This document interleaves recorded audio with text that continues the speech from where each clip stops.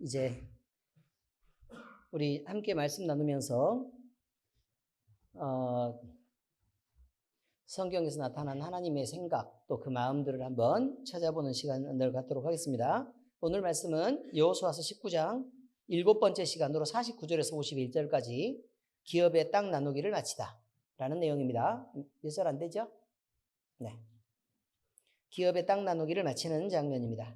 49절에서 51절까지인데 우리 함께 읽어보실까요? 자, 준비되셨죠? 갑니다. 시작.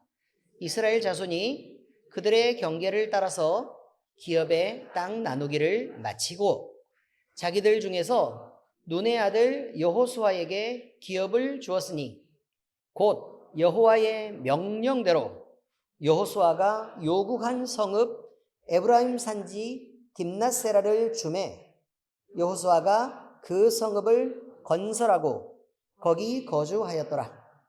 제사장 엘르아살과 눈의 아들 여호수아와 이스라엘 자손의 지파의 족장들이 실로에 있는 회막문 여호와 앞에서 제비 뽑아 나눈 기업이 이러하니라.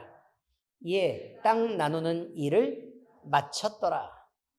아멘. 이제 마치는 장면이 이제야 나오게 되었습니다. 도대체 사람들은 그렇게 말합니다. 땅 분배하는 게 무슨 뭐 대단한 게 있을까? 그래서 성경을 읽을 때에도 그냥 쉽게 쓱쓱 이렇게 지나가는 그런 내용들이었을 텐데, 막 우리도 알지 못하는 성읍과 도시들이 막 이렇게 나오고, 그 다음에 지금에 존재하지도 않는 그 위치들을 이렇게 얘기를 하면서, 그 땅을 분배하고 또 그 경계를 정하고 또 하나님이 각 이스라엘 지파들에게 제비 뽑게 하셔서 그들에게 가장 좋은 땅을 주시는 그런 내용들을 우리는 쭉 공부를 해보았습니다. 그런데 오늘 되니까 땅 나누기를 마쳤다 라고 되어 있습니다. 사실 배울 게 굉장히 많았죠. 생각보다 배울 게 굉장히 많습니다. 뭐하고 비슷하냐면 레위기 읽어보셨죠? 레위기가 뭐가 나와 있는데요? 네, 제사에 대해서 나왔습니다. 그죠? 제사에 대해서 나왔는데 우리가 신명기 그러면 그 안에서 우리에게 말씀하시는 것도 많고 우리가 느끼는 것도 많고 사건들도 많고 뭐 이런데 레위기 그러면 제사 방법에 대해서 쭉 이렇게 나온단 말이에요. 그럼 그 안에서 우리가 뭘 과연 느낄 수 있을까? 그냥 똑같은 게 계속 반복되는 것 같은데 라고 느낄 가능성이 대단히 많은데 사실 레위기도 제가 창세기 출애굽기 그 다음에 어디를 건너뛰었어요? 민수기 신명기를 건너뛰고 레위기 민수기 신명기를 건너뛰고 여호수아로 바로 넘어왔죠. 근데 제가 지금 후회를 하고 있어요. 레위기 민수기 신명기를 할걸. 그런 생각을 하고 있었어요. 왜냐하면 그냥 읽으면 잘 모릅니다. 잘 모르니까 그러면 조금 도움을 좀 드릴 수 있었으면 좋았을 뻔하였다 라는 것입니다. 우리 송태희 전사님한테 맡길까요? 아니면 여차하면 제가 이렇게 후회를 하고 있다가 준비해 놓은 것을 다시 시작해서 레위기, 민수기, 신명기를 다시 하는 수가 있습니다. 예. 근데 그 안에서 배울 게 대단히 많이 있고 그다음에 그 안에 너무너무 깊은 은혜들이 있는 것을 나중에 알게 될 것입니다. 민수기도 마찬가지입니다. 그저 숫자를 세는 걸로 생각을 하죠. 근데 그렇지는 않다라는 것입니다.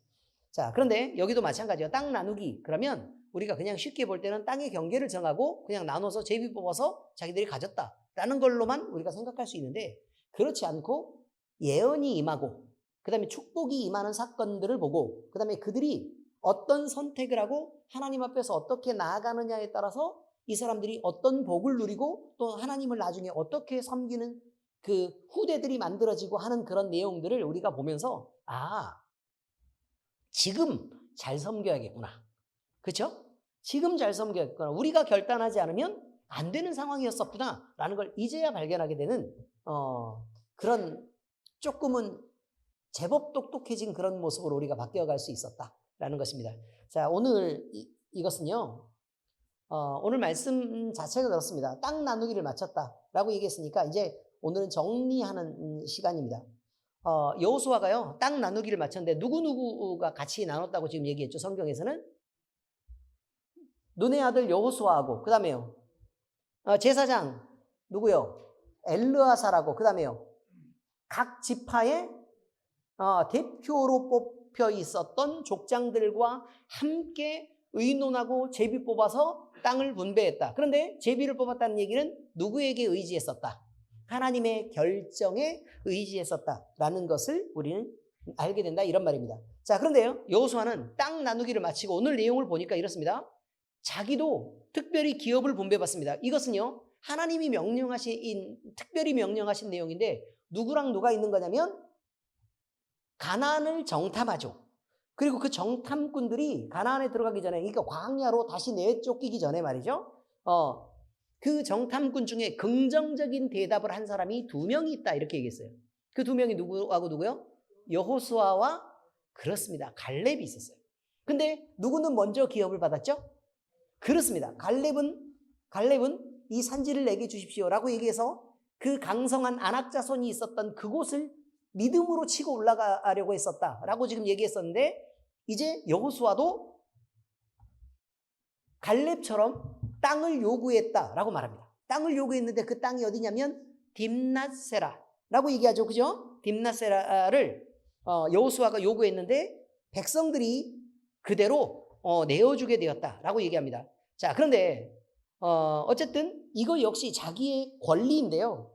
그 딥낫세라를 요구했던 내용들이 나오는데 갈렙은 먼저 요구했잖아요. 그죠? 갈렙은 먼저 요구했는데 여호수아는 지금 먼저 요구하고 있어요. 다 끝나고 나서 요구하고 있습니다. 그러니 여호수아는 이제 신앙적으로도 내가 먼저 무엇을 차지할까? 아니, 그것이 아니다. 우선은 뭐다 이 말이에요. 자기가 이스라엘의 지도자로 있으니까 내가 이 사람들에게 또 이 지파들에게 땅을 먼저 하나님의 뜻대로 분배해 주는 것을 우선 삼았다는 것입니다. 우선 삼고 다 끝나고 자기 할 일을 다 하고 나서 그 다음에 뭘 요구했다? 네, 그렇습니다. 자기가 차지할 하나님께서 명령하고 자기의 권리인 그 딥낫세라를 요구하게 됐다라는 의미입니다. 자, 그러니까 여호수아가 어떤 신앙을 갖고 지금 이 전쟁에 임했고 그 정복 전쟁에서 내내 여호수아는 그러면 이게 분배가 다 끝나지 않으면 여호수아는 어떻게 할 생각이었다 이 말이에요? 분깃을 받지 않을 생각이었다는 뜻입니다. 결국은 다 끝나고 있다는 의미니까. 그렇죠? 자, 이렇게 받은 딥낫세라라는 곳이 있는데요. 딥낫세라는 뜻이 이렇습니다. 열매 많은 곳이라는 뜻입니다. 딥낫세라 뜻이 뭐라고요? 열매가 많은 곳. 그런데 이것이 낮은 지역이 아니고 조금은 위쪽에 고도가 살짝 있는 쪽이니까 그러면 여기서 과일이 매우 풍성하게 열리는 베델 북서쪽으로 한 16km쯤 떨어져 있는 에브라임 지파의 지경 안에 들어있는 곳이다. 그런데 이거는 산지 성읍이었다라고 지금 얘기하죠. 그러니 일교차가 어떻겠어요? 그렇죠. 일교차가 크겠죠. 일교차가 큰 곳은 우리도 대관령에서 나오는 배추를 먹어봐서 알지만 네, 특별히 더 김장할 때 더 단단하고 육질이라고 얘기하는 거 맞아요? 아니, 제가 문과가 아니었어가지고 육질이라고 말하는 거죠. 그럼 배추도 육질이라 그런 거 맞아요? 예? 육즙이라 그래요?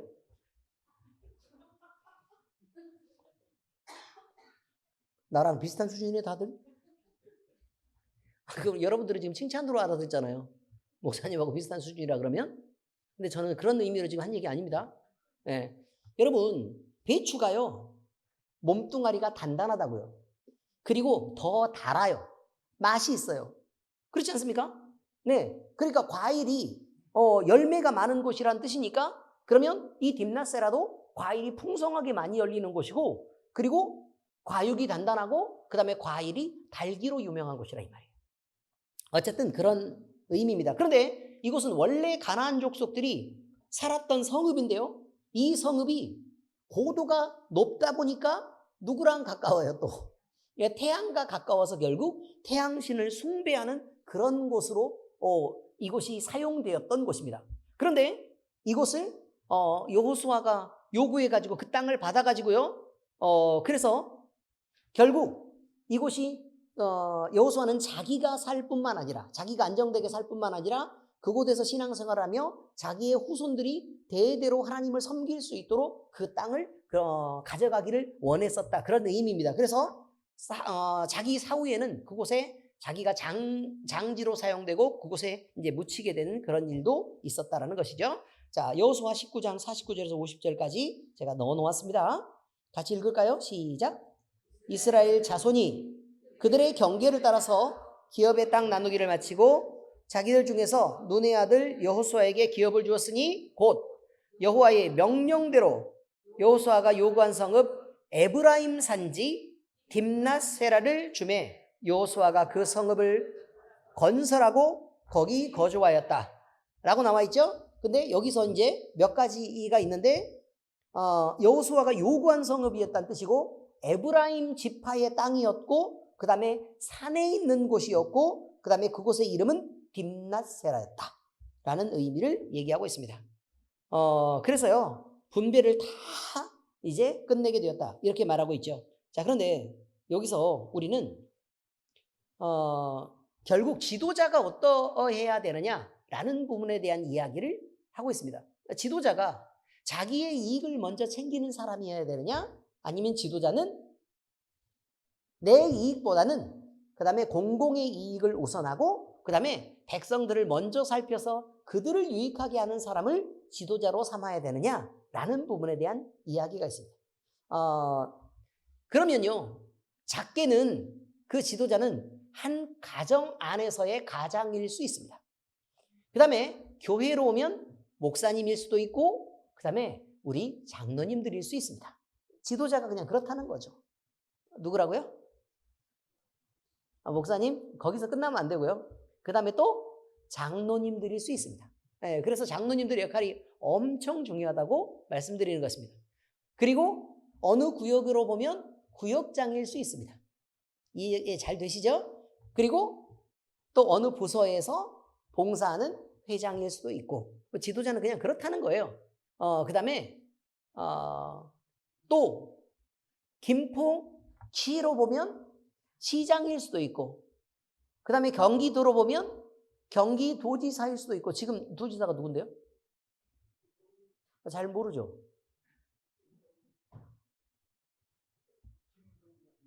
동현이요? 동현이 우리 저번에 들렸다 갔는데? 그래요? 그렇습니다. 그리고 우리나라로 보면 대통령일 수도 있고 이렇다는 거죠. 그러니까 우리가 생각을 할 때 늘 우리는요. 자 보세요. 우리의 생각을 어느 쪽으로 편을 들고 생각을 할 일이 아니라 제가 얘기했죠. 이 세상은 하나님이 다스리고 결국은 어디를 향해 다가가고 있다고 예언돼 있다? 종말을 향해 다가가고 있다고 예언돼 있다. 그래서 결국은 우리는 심판받을 방향으로 다가가고 있어요. 근데 하나님은 왜 우리를 심판하실까요? 왜 이 세상을 심판하려고 하실까요? 그것은 죄가요 차고 그래서 관영하게 다 채워지면 하나님이 심판하신다는 말이에요. 의미를 이해하셨죠? 그러니까 지금은 어느 과정이 있는가 하면 인류는 하나님을 대적해서 점점 죄를 채워나가고 있는 과정에 있다고 지금 얘기를 하는 거예요. 그러니 사람에게서 무슨 희망을 볼 수 있을까? 또 사람에게 무엇을 의지해서 옳은 것을 과연 찾을 수는 있을까? 의인은 없나니 하나도 없다고 말하는 이 세상에서 과연 우리는 하나님 앞에 나서는 그 의로움을 찾고 지켜낼 수는 있는 것인가? 라는 부분에 대한 의문을 품게 된다는 것입니다. 결국 지도자의 성품들을 볼 때요. 우리는 이런 생각들을 하게 되죠. 저 사람은 왜 개인적인 비리가 있는지 없는지를 자꾸 관심을 갖게 돼요? 왜 개인적인 비리가 있는지 없는지를 자꾸 관심을 갖게 되냐고요? 지금 정치 얘기하려고 하는 거 아니에요. 지도자를 우리가 선택하는 투표권을 행사를 할 때 말이죠. 투표권을 행사할 때 우리가 어떤 기준을 갖고 그것들을 하는 게 성경적으로 바른가라는 말을 하고 있는 거예요. 자, 보세요. 지도자는 이렇게 해야 된다고 얘기하는 거예요. 이 사람이 개인적인 비리가 있으면 안 된다고 얘기를 하는 이유는 그런 이유는 바로 이거예요. 이 사람에게 힘이 집중되었을 때, 권력이 집중되었을 때 이 사람이 과연 공공의 이익을 위해서 자기의 힘을 사용할 것이냐 아니면 자기의 사사로운 이익을 위해서 그것을 사용할 것이냐라는 부분에 대한 얘기가 있는 거라고. 의미를 이해하셨죠? 네. 그다음에 힘을 공평하게 사용하고 자기에게 힘이 주어졌음에도 불구하고 백성들을 두려워할 줄 알고 그다음에 하나님을 두려워할 줄 아는 그런 지도자가 서 있어야 그래야 우리가 그 사람의 조심스러운 마음을 우리가 보고 이 사람은 정치를 할 때도 힘이 주어져도 조심하겠구나라고 이해할 수 있는 것입니다. 물론 그것뿐만 아니라 지금 있는 당장의 어려움들을 극복할 수 있는 능력이 있는지도 봐야 하고 그렇죠? 그것도 봐야 되고 그다음에 이 사람이 심성 자체가 착한 마음을 갖고 있는지 아니면 악한 마음을 갖고 있는지도 사실은 봐야 된다라는 것입니다. 그런 면에서 보자면 우리나라는 참 지지리도 그냥 그렇다. 그런 거죠. 뭐라고 제가 단어로 정확하게 정의해서 제가 말하지는 않겠지만 지지리도 뒤에 그냥 알아서들 붙여서 그냥 생각하시면 돼요. 자, 이렇게 지도자는 늘 자기보다는 공공의 이익을 우선하고 자기의 모든 능력을 공공의 이익을 위해서 사용하면서 하나님의 뜻을 지켜내야 하고 그 다음에 자기가 어떤 특권을 누리는 위치에 가거나 그런 특권을 행사할 수 있는 기회가 주어졌다고 하더라도 자기의 사사로운 이익으로 그것을 사용하지 않는 여호수아 같은 사람 그리고 우리 예수님 같은 분이어야 지도자로서의 어떤 자격이 있다라고 얘기할 수 있다라는 것입니다. 그런데 어쨌든 우리 예수님은 하나님이시면서도 종의 몸을 입고 종의 자리까지 내려오신 분이 우리 예수님입니다. 그래서 이렇게 해서 왜 내려오셨을까? 죄인들을 구원하시려고 희생하시려고 자기를 주시려고 내려오신 분이라는 거죠. 그래서 이 모범을 통해서요 우리에게 이 모범을 보여주는 이유 그리고 우리에게 네 이름으로 살지 말고 그리스도인으로 살아라고 요구합니다. 그리스도인으로 살아라. 왜 네 이름으로 살라고 얘기하느냐? 그래서 우리 수요 예배 때 자존감이라는 걸 사실 공부를 했습니다. 자존감을 사실 공부했는데요. 솔직히 이 세대에 있는 많은 휴머니스트들이 자존감 이야기를 하니까 얘기를 한 거예요. 이 시대에 있는 많은 휴머니스트들이 그렇게 얘기하고 있다고요. 그런데 제가 다시 표현하면 그럼 여기서 얘기하는 휴머니즘이라고 얘기하는 거 말이죠. 그러면 휴머니즘이 어떤 의미일까요? 무슨 뜻이에요, 그럼? 휴머니즘은 해석하면 우리 사모님 뭐라고 말하죠? 휴머니즘? 인간애, 인류애. 뭐 이렇게 표현할 수 있어요?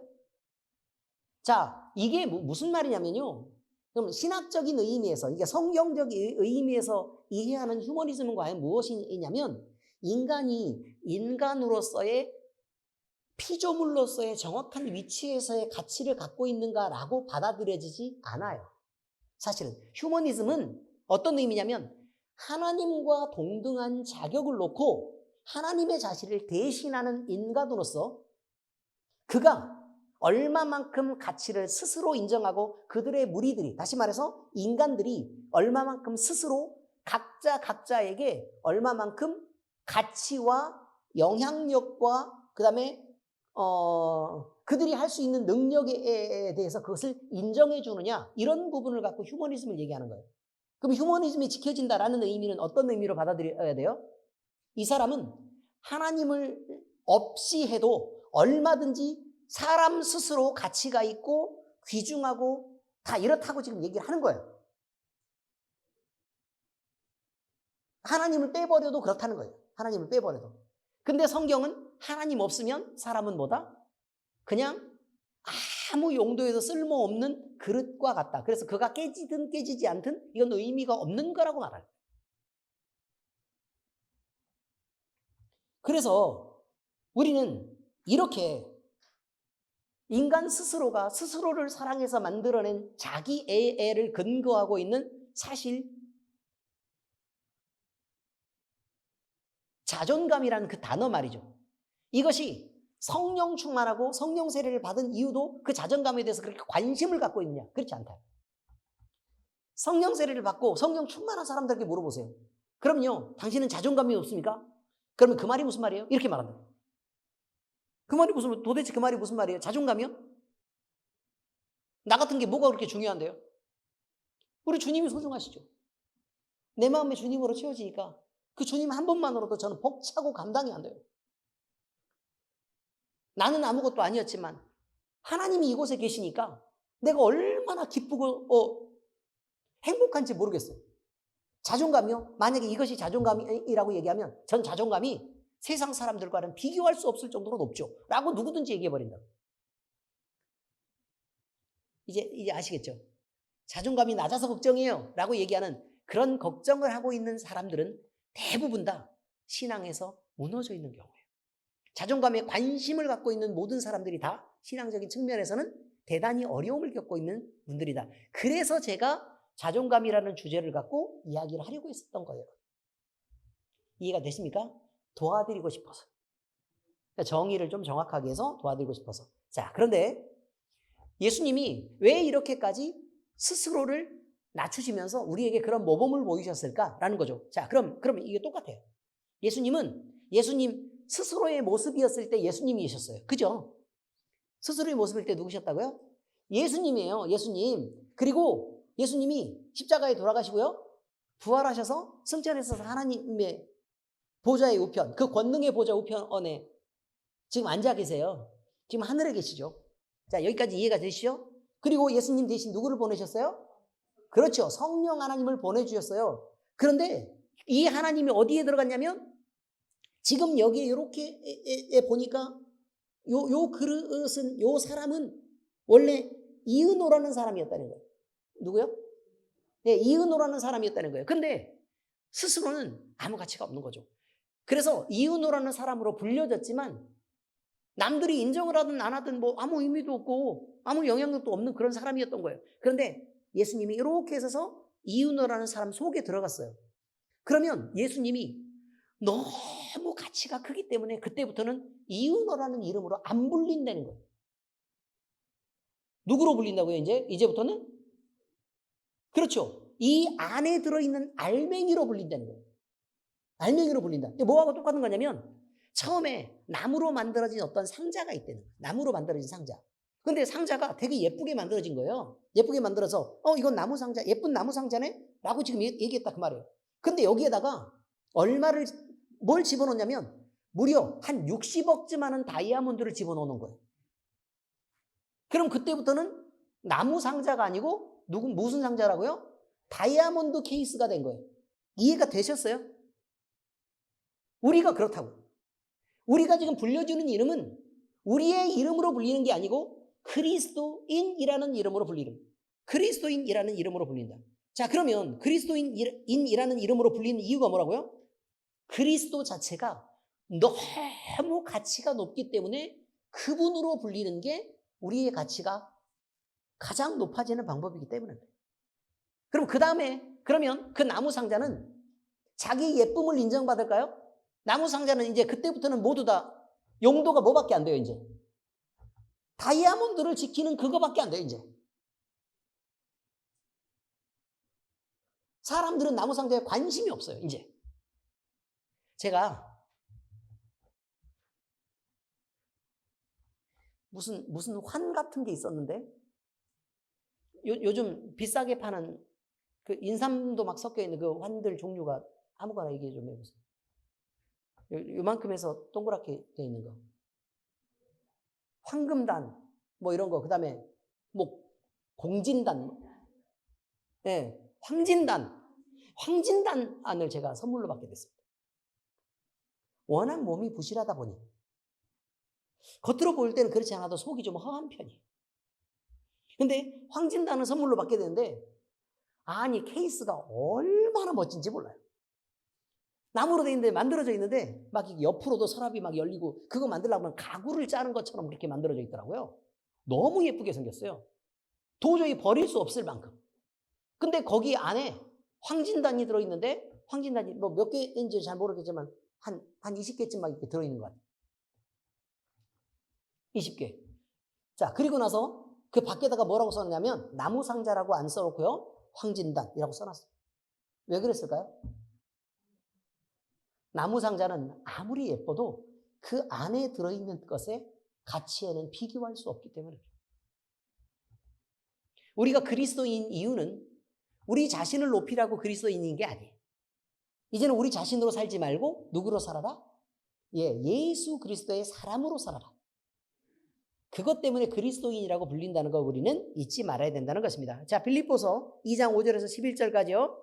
이렇게 되어 있습니다. 자, 밑줄 친 부분만 읽을까요? 시작. 너희 안에 이 마음을 품으라.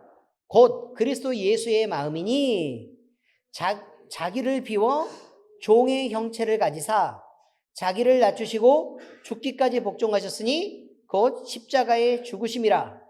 하늘에 있는 자들과 땅에 있는 자들과 땅 아래에 있는 자들로 모든 무릎을 예수의 이름에 꿇게 하시고 모든 입으로 예수 그리스도를 주라 시인하여 하나님 아버지께 영광을 돌리게 하셨느니라. 자, 이렇게 되어 있어요. 무슨 말이냐면 예수님이 그런 사랑과 희생과 섬김의 모범을 보이신 것은 그리스도인들이 그리스도로 살라고 한 말이라 이런 의미예요.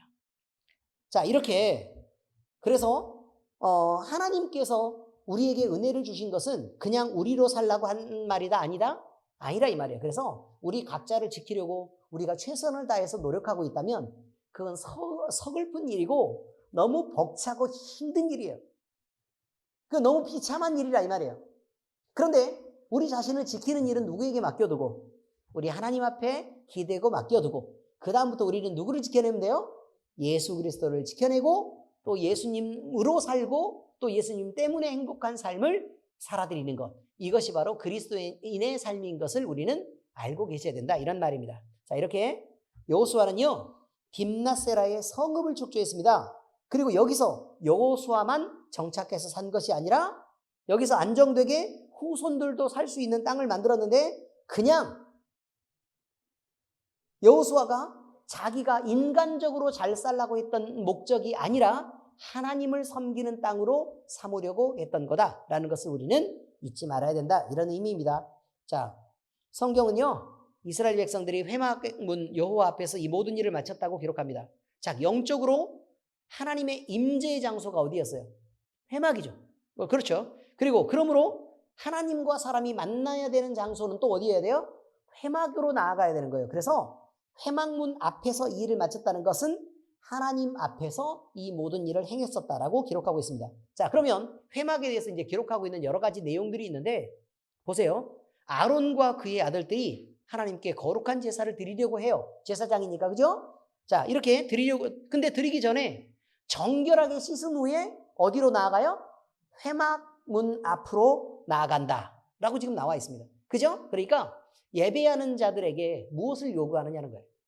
자, 이렇게 씻으라고 얘기하는 것은 예배하는 자들에게 우리가 온전히 씻겼습니까? 라고 얘기하는 거예요. 무엇으로부터? 죄와 세상으로부터 씻겼습니까? 라고 얘기하는 거죠. 그럼 질문을 할 때 우리는 씻겼다라고 얘기하려고 그러면 누구를 의지할 수밖에 없으니까.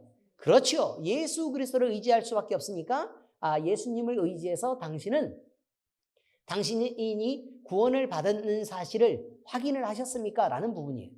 그래서 우리가 거기에 대해서 씻기지 않고 예수님을 믿지 않는 자들은 예배를 드릴 수 없다고 얘기한 거예요. 그래서 왜요? 씻지 않고 하나님 앞에 나아가는 것은 부정하게 나아가는 것이기 때문에 나가면 죽는다는 거죠. 그죠? 그러니까 누구를 믿고 나아가는 거라고요? 예수님을 믿고 나아가는 거다. 이제 이렇게 표현한 거예요.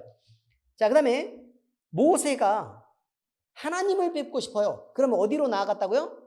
회막 앞으로 나아갔습니다. 그래서 레위기 1장 1절에 보니까 그렇게 말해요. 여호와께서 회막에서 모세를 부르시고 그에게 말씀하셨다 라고 표현하고 있는 것도 바로 그런 것입니다. 자, 그러면 우리가 요즘에 우리 이 교회가 조금 분위기가 좀 심상치 않아요. 분위기가 심상치 않은데 그 전에는 저 혼자 나와가지고 또 맨날 앞에서 기도하고 가고 이렇게 했거든요. 교회가 이렇게 큰데도. 근데 요즘에는 성도들이 자기가 있는 시간 동안에 집에 있다가도 교회에 나와가지고 마음껏 소리 지르고 기도하고 또 성경도 읽고 하고 가는 성도들이 있고 또 우리 권사님들도 나와서 이렇게 막 기도하고 그렇게 돌아가는 것을 볼 때 제가 마음이 너무 흡족하고 기뻐요. 왜냐면 이렇게 기도로 채워지는 게 참 중요하니까. 기도 집에서 할 수 있잖아요. 그죠? 집에서 얼마든지 할 수 있어요. 그리고 화장실 가서도 할 수 있는 게 기도예요. 그만큼 기도는 자유로운 거예요. 그럼에도 불구하고 교회를 찾아서 기도한다는 그 마음들은 다른 거예요. 내가 하나님 앞으로 나아가야겠다. 주님이 임재하시는 그곳으로 나아가야겠다. 뭐 그때 그러면 어디는 계시지 않냐? 아무 데나 기도하면 되지? 여러분 그렇게 생각하세요? 물론 그럴 수도 있어요. 그러나 교회에 와서 우리가 기도한다는 것은 조금 더 특별히 하나님과 더 가까이 나아가려고 하는 마음도 있고 열심도 있는 것으로 하나님이 인정하신다는 것도 우리가 알고 있어야 된다는 거예요. 자, 그렇습니다. 그래서 하나님의 낯을 뵙기 위해서는 그분이 계신 곳으로 나아가는 거다. 하나님께 찾아오라고 얘기하는 게 아니라 하나님께 나아가는 거다라는 거죠. 자, 그 다음에 이스라엘 백성들이 죄를 범했어요. 그러면 속죄제를 드려야 되잖아요. 제사를 드릴 때도 누구에게 나아가야 된다고요? 하나님께 나아가야 된다라고 얘기했습니다. 그래서 제단 앞에서 번제를 드리고 그 다음에 그 뿔들에게 그 피를 바르고 그래서 생명으로 대신하는 제사를 드릴 때 회막문 앞 번제단에서 그렇게 예배를 드렸다는 것도 우리는 확인할 수 있습니다. 그 다음에 하나님은 가나안 땅을 정탐하고 온 후에 불신앙으로 모세를 원망하면서요. 모세를 막 군중들이 일어나서 막 죽이려고 덤벼듭니다. 하나님의 종을 대적하면서 그렇게 덤벼들어서 막 돌로 치려고 합니다. 그러니까 하나님이 회막에서 여호와의 영광을 쫙 이렇게 드러내시면서 그들을 모두 다 가라앉힙니다. 하나님이 무서운 위험을 드러내시죠. 결국은 뭐냐면 하나님이 하나님의 사람을 지킬 때도 어디서 지키시는 거냐면 예배하는 그곳에서 지키는 거다 이 말이에요. 예배하는 그곳에서. 우리가 예배가 끊어져도 하나님이 지키시느냐? 아무리 마음에서 하나님을 향한 소원을 품어도 너무 위험한 거예요. 예배가 끊어져 있는 상태에서. 예배하는 민족이 아니면 하나님을 지켜야 될 어떤 이유도 없어요. 왜? 하나님과 연결이 안 돼 있는 거거든요. 그건 나 혼자 하나님을 섬기는데요. 그건 자기 나름대로 그냥 섬기는 거고. 그럼 나를 위해서 하나님 좀 계셨으면 좋겠다. 그건 금송아지예요. 간단하죠? 금송아지를 만들어 섬기려고 하는 거예요. 우리는 우리가 만든 우상을 섬기는 게 아니라 원래 존재하고 계신 하나님 그분을 발견해가면서 섬기는 거예요. 그냥 그대로를. 우리가 변형시켜서 섬기는 우리 마음대로인 신은 우리가 만든 우상이지 하나님의 본체가 아니라는 것을 우리는 꼭 알고 있어야 됩니다. 물론 우리가 좀 쉽게 신앙생활을 하고 싶겠죠. 근데 그렇게 신앙생활은 되는 게 아니라 그 말이에요. 하나님의 그 하나님께 우리를 창조하신 하나님, 우리를 사랑하시고 섭리하시고 그 다음에 온 우주를 다스리시는 그 하나님께 나아가는 예배를 드리는 것이 맞는 거다라는 것을 늘 우리는 잊지 말아야 된다는 것입니다. 자, 그래서요. 그럼 우리가 나아지려고 하면 우리는 어떻게 하면 될까? 이거죠. 살아계신 하나님 앞에 반드시 나아가야 하고 그를 반드시 만나야 된다는 것입니다. 그러려면 우리는 임재 장소인 회막 앞으로 나아가야 된다고 얘기하죠. 자, 그런데 잠언 8장 17절에는 그렇게 말합니다. 함께 읽을까요? 시작. 나를 사랑하는 자들이 나의 사랑을 입으며 나를 간절히 찾는 자가 나를 만날 것이니라. 자, 그러면 찾으면 만날 수 있다는 얘기예요? 아니에요. 그런 뜻이 아니에요. 내가 찾으면 만날 수 있다는 뜻이 아니에요. 내가 간절히 하나님을 찾을 때 하나님이 만나 주시겠다는 거예요. 그게 엄청 달라요. 자기 능력과 힘으로 하나님을 찾고 만날 수 있느냐? 아니요. 그럴 수 없다고 얘기해요. 성경은. 그럴 수 없다. 우리는 이미 완전한 타락이 이르렀기 때문에 그 죄가 우리를 덮어서 하나님을 향한 방향도 알 수도 없고 그에게 나아갈 수 있는 실력도 우리에게는 존재하지 않는다. 단지 우리가 그 마음을 품으면 하나님은 우리를 불쌍히 여기시고 또 우리에게 은혜를 베푸셔서 하나님이 찾아와서 만나주신다고 얘기한 거예요. 근데 마치 우리가 노력하면 만날 수 있는 것처럼 착각하는 것은 잘못된 거라고요. 수많은 사람들이 자기의 열심을 의지해서 하나님을 만날 수 있을 거라고 상상하는 거예요. 그거는 성경을 비틀어서 왜곡해서 해석하고 있는 거예요. 그걸 주의해야 돼요. 내가 40일 새벽 기도를 금식을 해가면서요. 40일 새벽 기도를 하면 주님을 만날 수 있을까요? 아니요. 하나님은 그런 방식으로 만날 수 없다고 말해요. 우리가 부르짖고 부르짖으면 하나님을 만날 수 있을까요? 그럴 수가 없다고 얘기한다고요. 그럼 그때 하나님을 만날 수 없나요? 또 그것도 아니에요. 왜요? 만나고 안 만나고는 누가 결정하는 거예요? 하나님이 결정하시는 거예요. 우리가 결정하는 게 아니고 우리 실력으로 해내는 것도 아니라 이 말이에요.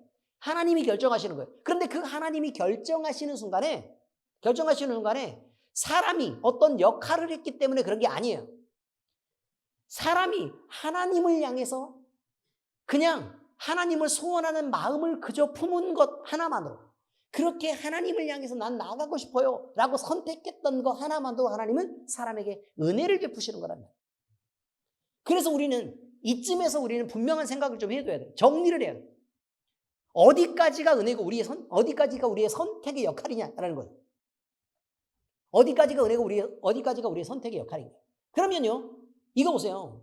우리가 만약에 은혜가 전부라고 얘기를 하면 그럼 우리는 선택할 게 없게 돼요. 만약에 사람의 역할이 전부라고 얘기하면 그러면 하나님은 은혜를 주시지 않아도 돼요. 그럴 필요가 없다 이 말이에요. 그 비율이 어느 정도일까라는 거죠. 어디까지를 하나님은 말씀하실까? 자, 지금 여러분은 주목하고 계셔야 돼요. 여러분이요, 하나님이냐 아니냐의 방향을 정하는 것은 여러분의 선택의 역할이에요. 이해가 되셨습니까? 그리고 여러분이 하나님을 향해서 걸으려고 노력하는 것도 여러분이 선택할 역할이에요. 그런데 여기서부터는 은혜예요. 걸으려고 노력하는 것까지는 여러분인데 여러분이 걷는 것으로 하나님을 향해 갈 수가 없다고 말해요. 하나님에 도착할 수도 없어요. 왜요? 죄인이란 뜻이, 죄라는 게 원어로 뭐라고 얘기한다고요? 죄가요? 사나토스라고요? 죄를 뭐라고 얘기해요? 하마르티아라고 얘기한다 그랬죠? 그죠? 그러면 하마르티아가 뜻이 뭐예요? 목표에서 벗어난다. 그러니까 아무리 가봐도 그 목표에 도달할 수 없다 이 말이에요. 도달할 수 없다. 그러면 가도 도달할 수 없으면 결국은 목적이 뭐니까? 하나님을 만나는 거잖아요. 그죠? 그럼 우리 만날 수 있어요? 없어요? 없어요. 왜요? 죄인이기 때문에 만날 수 없다고요. 죄인이기 때문에 만날 수 없다고. 이거를 인정하는 게 중요하단 말이에요. 그런데 하나님은 여기서 은혜를 주셔서 하나님이 찾아오시고 이끄시고 하는 그런 것을 통해서 하나님은 우리를 하나님이 직접 만나주신다고 얘기하는 거예요. 이게 은혜의 부분이란 말이에요. 자, 그러면 그런 예들이 있어요. 홍수가 났어요. 물에 빠진 사람이 있어요. 흔하게 사용하는, 저는 이런 예화들 써요, 안 써요? 잘? 안 쓰는데 그냥 한번 써보는 거예요. 홍수가 났어요. 물에 빠졌어요. 어떤 사람이 기도를 하는 거란 말이에요. 기도를. 하나님, 저 좀 살려주세요. 라고 열심히 기도를 했어요. 근데 옆에서요, 큰 통나무 하나가 바로 옆을 쓱 하고 스쳐서 지나가고 있어요. 근데 그때 기도를 하는 거죠. 하나님, 제발 저 좀 건져주세요. 라고 얘기를 해요. 그래서 이제 그러니까 기도를 계속하고 있으니까 통나무는 쓱 지나갔네. 그리고 나서 자, 여기서 언덕에서부터 쭉 내려온 긴 나무까지 옆을 이렇게 지나가게 됐어요. 그럼 그걸 붙잡지 않고 하나님 저 좀 건져주세요. 하나님의 능력으로 얼마든지 건지실 수 있잖아요. 그리고 쓱 나무 옆을 지나갔어요. 그리고 배가 와서 빨리 손을 잡으라고 얘기하는 거예요. 그런데 하나님이 나를 건져주실 거니까 나는 괜찮습니다. 당신들 얼른 가세요. 라고 얘기하고 기도를 계속하는 거죠. 그러다가 죽었어요. 하나님이 이제 자기 앞으로 온 그 영혼을 보고 답답한 마음으로 쳐다보고 있으니까 이제 불평을 하기 시작하는 거예요. 하나님, 제가 분명히 기도하지 않았습니까? 몇 번을 말해야 제 말을 정확하게 알아들으시겠습니까? 듣지 않으셨습니까? 제가 살려달라고 얘기를 했잖아요. 건져달라고. 그런데 왜 안 건지고 이렇게 죽이셨어요? 라고 얘기했더니 내가 근데 내 기도를 듣고 통나무를 내가 먼저 보내지 않았냐. 그리고 네가 그것도 지나쳐서 내가 나뭇가지를 내려뜨려 주지 않았냐. 하도 말을 안 들어 쳐먹으니까 내가 배를 보내서 직접 사람들로 너를 살려주려고 하지 않았냐. 너는 왜 그들의 손을 잡지 않았냐. 라고 얘기했더니 아니 하나님이 건져주실 줄 알고 믿고 있었죠. 자 여러분 여기서요 사람의 선택과 역할이라는 게 나와요. 하나님이 기도하셨을 때요. 하나님이 기도하셨을 때가 아닙니다. 하나님께 기도를 드릴 때 우리가 하나님을 향해서요. 우리에게 부여하신 만큼의 어떤 힘으로 노력을 하라는 거예요. 뭘 하라고요? 노력을 하고요. 하나님을 사랑한다고 얘기해놓고 맨날 예배 시간에 잠이나 자고 집에서 맨날 소파에 누워있고 이렇게 하면서 하나님을 향해서는 단 한 발자국도 나아가지 않는 사람이 하나님께서 나를 만나주지 않았다고 불평할 수 있는 거냐라고 지금 얘기하는 거예요. 하나님은 네가 네 힘을 다해서 하나님을 찾고 찾아라. 그래야 내가 만나줄게 라고 얘기하는 거예요. 사람들이 이상한 맹신을 갖고요. 하나님이 전부 다 할 거니까 나는 아무것도 안 해도 돼 라고 그렇게 사람들이 게을러 터지게 자기를 방치하고 버려두는 경우가 있는데 그렇게 하는 게 신앙은 아니라는 거예요. 오히려 그건 불신앙이라는 거예요. 그래서 한 가지 예를 들어본 거예요. 그래서요 여러분 하나님을 향해서 선한 마음을 품고 하나님을 그리워하고 하나님을 회복하고 싶어하는 마음을 품는 것까지는 누구의 역할이라고요? 사람의 역할이에요. 근데 그 마음이 온전하게 지켜지지 않아요. 그 마음을 품으려고 하는데도 온전히 지켜지지 않아. 그래서 자꾸 넘어져요. 그때에 붙잡으셔서 그 마음을 지킬 수 있게 하시는 분이 누구라고요? 하나님이 도우시는 거라 이 말이에요. 그리고 사람이 내 힘으로 노력할 만한 부분들이 충분히 있다는 거예요. 그럼 내 힘으로 노력할 수 있는 부분은 어떻게 해야 된다고요? 내가 하나님을 향해서 걸어야 된다고요. 그런데 그 걸음을 끝까지 갈 수 있도록 우리는 그걸 지속할 능력이 있어요? 없어요? 없어요. 그렇기 때문에 그 길에서 다리를 피곤하지 않게 하고 신발이 닳지 않게 하고 옷을 걸지 않게 하고 그 다음에 목마르지 않게 하고 그 다음에 추위와 더위로부터 보호하시고 그 모래바람과 그 폭풍으로부터 지켜서 광야를 지나게 하시는 분이 누구냐면 하나님이시라고 얘기한 거예요. 그래서 은혜라고 표현하는 거예요. 우리가 하나님을 향해서 선택할 만한 의지도 없고 하나님을 향해서 최소의 걸음을 걸을 만한 어떤 노력도 없다면 하나님은 우리에게 은혜를 베푸실 이유가 없다는 것입니다. 자, 이제 정리했으니까요. 가나안의 정복 전쟁의 성격에 대해서 세 가지로 정리하겠습니다. 첫 번째 가나안 정복 전쟁은요. 출애굽을 해서 그 많은 인원을 데리고 출애굽을 했는데 원래 전쟁이란 영토를 갖고 있는 근거를 갖고 있는 저기 세력들 둘이 부딪혀서 땅을 누가 더 많이 가져가느냐 이렇게 가느냐인데 가나안 정복 전쟁은 영토가 아예 없는 사람들이 그냥 느닷없이 들어와서 그 땅을 통으로 빼앗은 전쟁이다 라는 것이 첫 번째 특징입니다. 두 번째는 자, 이 전쟁을 하게 된 건 여호와 하나님의 약속과 명령에 의한 거룩한 성전이었기 때문에 그렇다라는 것입니다. 자, 여러분 하나님은 680년 전에 아브라함에게 나타나서 약속을 주십니다. 그리고 430년 동안 종살이를 시켜요. 그리고 나서 모세에게 명령하셔서 출애굽을 이끌라고 명령하셨고 그래서 40년을 빙글빙글 광야에서 방황하다가 여호수아와 함께 모세는 남겨지고 여호수아와 함께 가나안 땅에 들어가서 치른 거룩한 전쟁. 이것을 뭐라고 말하느냐? 가나안 정복 전쟁이라고 얘기하는 거다. 이런 말입니다. 그죠? 그러니까 이미 예언돼 있고 약속돼 있는 땅을 취하려고 벌인 전쟁이다. 이거죠. 그러니까 철저하게 하나님의 약속에 근거한 것이니까 하나님이 모든 그 약속의 근거이기도 하고 그 약속을 지켜내는 힘이기도 하고 그냥 그렇다라는 의미입니다. 자, 세 번째. 하나님의 공의가 실현되는 전쟁이다라고 말합니다. 가나안 족속들이 부패한 내용이 자꾸 나와요.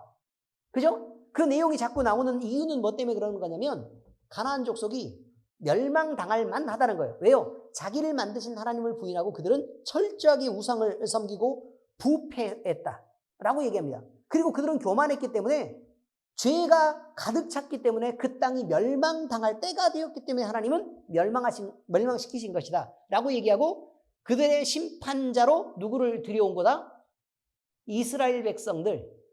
그렇죠? 그 내 새끼들을, 내 백성들을 들여와서 거기서 살게 하신 거다라는 의미입니다. 자, 여기서 우리가 분명하게 느끼는 것은 권세를 주시고 땅을 허락하시고 생명을 허락하시는 분이 누구다?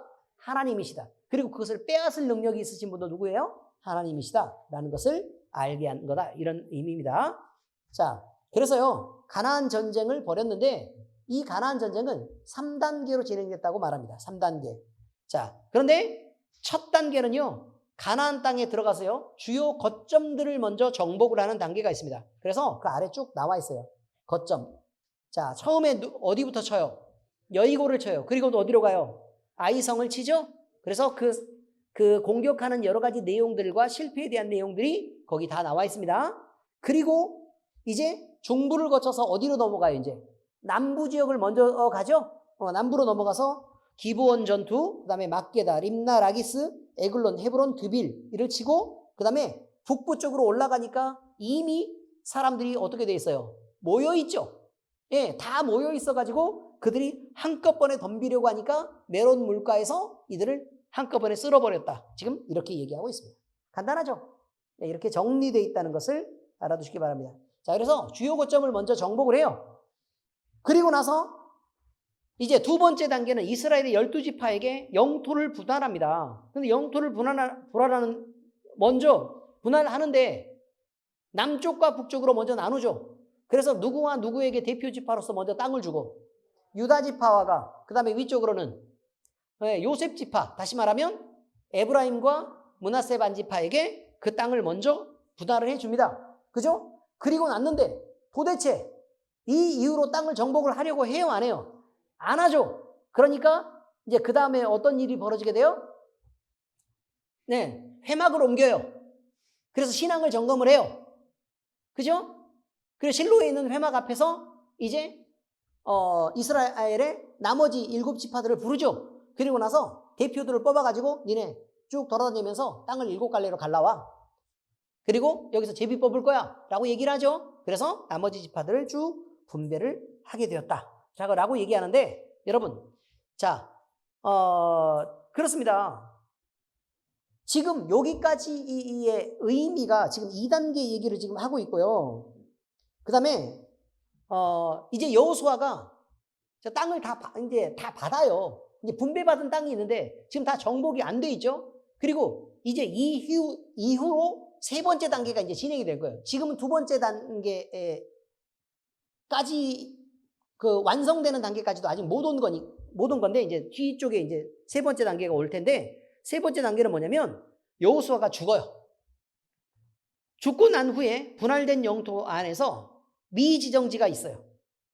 그리고 그 미지정지는 자기 영역 아니니까 그러면 정복해야 될 책임을 누구에게 이제 다 넘겨버린 거예요. 이스라엘 전체가 가서 정복하는 게 아니라 네, 각 지파들이 하는 거예요. 여러분 생각을 한번 해봐요. 뭐가 쉽겠는지. 처음에 하나님의 명령을 들었으면 보세요. 이스라엘의 대군이 한꺼번에 들어가서 작은 지역도 쓸면서 지나가면 돼요. 그죠? 근데 그들이 했어요, 안 했어요? 안 했죠. 안 하니까 결국 어떻게 돼요? 땅을 먼저 분배하고 니네들이 알아서 해라고 얘기한 거예요. 그러니까 우리끼리만 가나안의 토착민을 그 안에 있는 토착민과 전쟁을 벌여야 되는 상황이에요. 그러면 대군이 가서 미는 거랑 자기들끼리만 들어가서 싸우는 거랑 누가 더 힘들겠어요? 자기들끼리 하는 게 힘들겠죠. 그래서 얘기를 하는 거예요. 여러분, 여기서 신앙의 결단이라는 게 이루어져요. 신앙의 결단. 우리 하나님이 우리에게 뭐라고 얘기하냐면 처음에 예수님을 믿고 은혜를 주셨을 때는 우리에게 성령의 뜨거움이 있고 하나님이 온통 우리의 마음을 사로잡아서 우리가 온통 하나님의 것이에요. 그때요, 우리 삶에서 나쁜 습관들을 끊어내고 그동안 죄악의 성품으로 갖고 있었던 것, 우리의 자존심, 그 다음에 우리가 이기적인 여러 가지 이 내용들을, 이거를 버리고 자르고 정리하기가 너무 쉽단 말이에요, 사실은. 근데 내가 그걸 버리지 않으려고 하는 거야. 나를 지키려고 해. 마치 내가 사라지는 것 같은 느낌을 받는 거야. 그래서 그거를 버리지 않는 거예요. 그러면 시간이 지나서 성령 충만한 것들이 점점 어떻게 돼요? 사라지게. 그럼 하나님은 내 몸속에 그 습관이 그대로 남아있도록 그냥 내비두는 거예요. 왜? 자기가 선택했잖아요. 이것들을 몰아내지 않기로 선택했잖아요. 그냥 그대로 두는 거예요.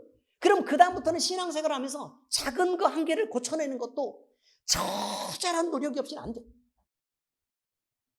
죽을 노력을 다해야 간신히 하나씩 고쳐지는 거예요. 만약에 그것마저도 못 고쳐내면 하나님을 온전히 섬기지 못하고 이방신을 섬기는 것 같은 그런 것들을 내 몸에 그대로 남겨놓는 꼴이 된다.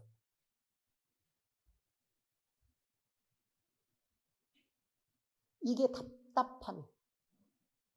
왜 할 수 있을 때 안 할까? 왜 하나님이 밀어붙일 때, 하나님이 강권하고 밀어붙일 때 왜 우리는 순종하지 않는 것인가? 라는 거예요. 왜 우리의 옛 가나안의 성품, 토착민의 성품을 그대로 우리는 남겨둔 채로, 왜 그렇게 신앙생활 이렇게 하면 그럼 나름 괜찮지 않아? 라고 왜 그렇게 자족하면서 만족할까? 왜 그래서 자기가 그 사망의 구렁텅이로 자기 자신을 밀어넣는 그런 미련 멍청이 같은 짓을 계속하고 있습니다. 여러분, 잘라내는 건 쉬운 거예요. 썩어 들어가는 것을 고치는 게 어렵죠. 그래서 자르는 거예요, 수술할 때는. 골마 들어가고 상처가 나서 점점 골마 들어가요.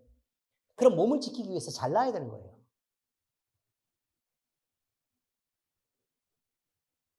근데 끝까지 안 바꾸고 버티면 여러분, 그것 때문에 죽어요. 기도하겠습니다. 하나님 아버지 감사합니다. 이제 가나안이 완전히 정복되고 땅의 분배를 마치는 여호수아 19장까지 오게 되었습니다. 아버지 하나님, 우리에게도 우리가 우리 주님을 받아들이기 전에 갖고 있었던 죄의 성품, 그리고 주님 없이 우리 자신을 세워나갔던 그런 악한 성품들을 늘 우리가 갖고 있는 것을 우리는 알고 있습니다. 그러나 아버지 하나님, 그것들이 나라고 생각하고 또 그것이 없으면 마치 내가 무너지는 것 같은 그런 느낌들을 늘 우리가 갖는 왜곡 속에 빠져 있기 때문에 아버지 하나님께서 그것들을 온전히 제해버리고 하나님을 향한 온전한 신앙으로 돌아오려고 했을 때도 우리는 그것들을 급급하게 지켜내 왔습니다. 이런 것들 때문에 이제 우리가 큰 어려움을 겪게 되었고 그것들을 몰아내지 않았기 때문에 온전히 하나님을 섬길 수 없는 자리에서 우리가 하나님 없이 외롭게 고통스럽게 살아야 되는 일을 결국 만나게 되었습니다. 아버지 하나님, 이제라도 우리가 최선을 다해서 우리의 옛 성품, 죄의 성품이고 세상을 향한 성품인 그 모든 것들을 우리가 지우고 또 갈아엎게 하시고, 그래서 아버지 하나님, 우리가 온전히 우리 주님을 섬기는 그 자리에 이룰 수 있도록 우리 하나님께서 우리가 선택하는 일을 도우시고 또 우리가 작은 힘, 작은 체력이라도 한 발자국 한 발자국 나아가는 것을 도우셔서 결국 우리 하나님이 우리를 만나주시는 자리, 또 우리 하나님께 도착해서 누리는 평안한 그 자리에 이룰 수 있도록 주께서 우리에게 은혜를 베푸시옵소서. 하나님께서 우리를 도우실 때 늦기 전에 우리가 선택하게 하시고 바로 우리 자신을 세울 수 있도록 주께서 은혜 베풀어 주옵소서. 살아계신 우리 주 예수 그리스도의 이름으로 감사하며 기도합니다. 아멘.